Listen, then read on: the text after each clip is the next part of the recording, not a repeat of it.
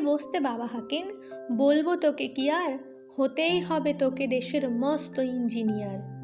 মা তাই শুনে কন, খোকা তুই আমার কথা রাখ, ডাক্তারিতে হয় যেন তোর দেশ জোড়া নাম ডাক। জেঠু বলেন, কি হবি তুই আমি সেটা জানি, তুই হবি এক নোবেল জয়ী বিখ্যাত বিজ্ঞানী। একই সঙ্গে সবাই বলেন, অন্য কিছু নয়, এবার তোকে হতেই হবে স্কুলের ফার্স্ট বয়।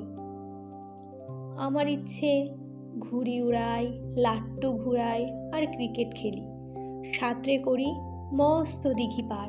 কিন্তু সেসব করতে গেলেই সবাই আসেন তেরে। সবাই বলেন, মন দে পড়াই, এক্ষুনি সব ছেড়ে। কি আর বলবো, এখন আমার অবস্থাটাই এই, লেখায় পড়ায় দিন কেটে যায়, কিচ্ছু খেলা নেই। একজনের এক ইচ্ছে, সবাই দিচ্ছেন তারা। তার ফলে ভাই আমার নিজের ইচ্ছে গেছে মারা।